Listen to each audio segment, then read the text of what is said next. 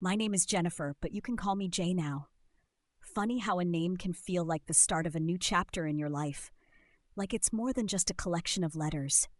It represents who you are, or who you want to be. When I was still Jennifer, I was the one the bullies picked on. Glasses, plain clothes, no makeup. I was always at the top of my class, but I might as well have been invisible, or worse, a target. I wasn't the girl who made people laugh. I wasn't the girl who knew the right words to say or had the perfect hairstyle. I was the girl they picked on because I was an easy target. I wasn't part of their world, and they made sure I knew it every single day. "Hey, Jennifer, you going to class or looking for a library book again?" They would laugh, shoving me aside in the hall. "You're so boring," one of the popular girls said once, her voice dripping with disdain. "What's it like being so dry?" And then there were the whispers. I couldn't hear them all, but I could feel them. How they looked at me in the lunchroom, how they giggled when I passed by. The isolation grew thicker every day until it felt like I was suffocating in it. It was hard to breathe when everyone around you wanted you to be different but never told you how to change. I did everything I could to avoid school, making excuses, pretending I was sick. But my parents noticed. They could see the change in me. They were worried. "You don't have to keep going there if you don't want to," my mom said one evening, her face etched with concern. "We can make a change. We can look for another school for you after the summer." I didn't protest. I was desperate to escape. I couldn't stay in a place where I was constantly being pushed down, and so after summer, I walked into a new school with a new name, Jay. The summer was a blur, a mix of late nights and early mornings. I watched YouTube tutorials on makeup, skincare, fashion. I watched video after video on how to apply foundation, how to do a winged eyeliner, how to curl your hair just right. I didn't know what I was doing, but I was determined. I bought new clothes, things I'd never worn before, stylish, trendy outfits that made me feel like someone else. The glasses? Gone. I switched them out for contact lenses. When I stood in front of the mirror the morning of my first day at the new school, I barely recognized myself.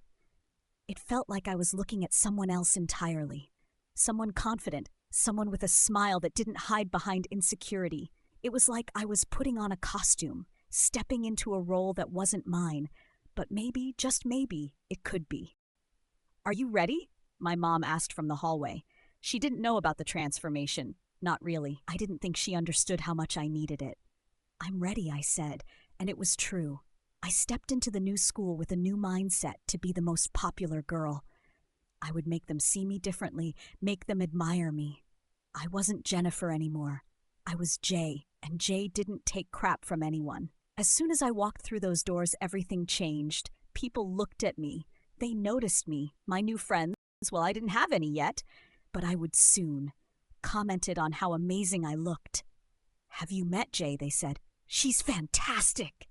I could barely keep up with the compliments, but it felt like I was walking on air. At first, it felt awkward. I didn't know how to act, how to talk.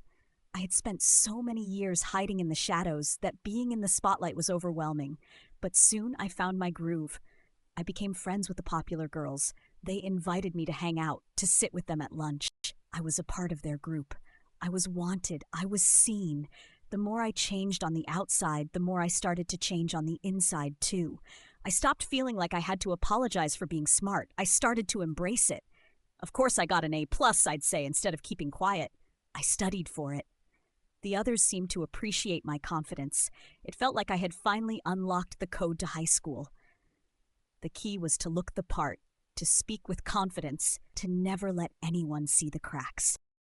And the more I played the part, the more I became the part. People noticed me for all the right reasons. "Wow, Jay is so pretty and she's really smart," they would say. "She's perfect." But there was one thing I didn't expect: the loneliness. It wasn't about having friends. I had friends now. It was about losing myself in the process.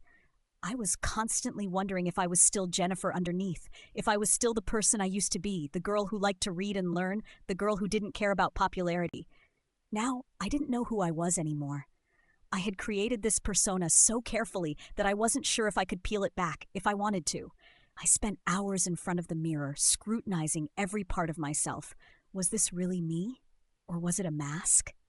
I still liked books, I still liked quiet moments, but I'd buried that part of me in the pursuit of fitting in, of being admired. Was it worth it? Was this life I had created really mine? But there was no time to dwell. Life at my new school was moving fast. I was being invited to parties, asked to hang out, complimented at every turn. The attention was intoxicating, and I found myself getting caught up in it. I wanted more. More of the praise, more of the admiration, more of the feeling that I wasn't invisible anymore, that people saw me. But it wasn't just the superficial stuff that had changed.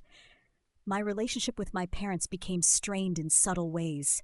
They were proud of how well I was adjusting, how I had seemingly transformed overnight. But sometimes I saw the concerned glances they exchanged when they thought I wasn't looking. It was as if they were worried I had become someone else. They saw the superficial changes, the new clothes, the new friends, the outward transformation, but they couldn't see the internal struggle I was fighting every day. It felt like I was living two lives, one for them and one for everyone else. And deep down I wondered if anyone would still like me if they knew the real me. And then the announcement came. The school was having a big basketball game, and the opposing team would be from my old school. I froze when I heard. The old school. The place where I was Jennifer. The place where I was invisible. The place where I was constantly humiliated. I hadn't thought about those days in so long. They felt like someone else's memories. But now they were right in front of me. I was going to play against my old classmates, the ones who had bullied me, the ones who had made my life miserable. I couldn't avoid it. I had to play, but the thought of facing them, of letting them see what I had become, terrified me. What if they recognized me? What if they saw right through my new identity? What if they remembered the girl I used to be? I felt a rush of panic. Would they laugh at me again? Would they call me out for pretending to be someone else? Would they see the cracks in my perfect facade? Or maybe I could pretend to be sick. I could say I wasn't feeling well, and then avoid the game entirely. I wouldn't have to face them. I could keep up the illusion of Jay, the new girl, the popular girl. But then something inside me snapped. Was I really going to let them control my life again? Was I really going to run away from my past, pretend like it never happened? I had worked so hard to get to where I was now. I didn't want to let it all slip away because of a game.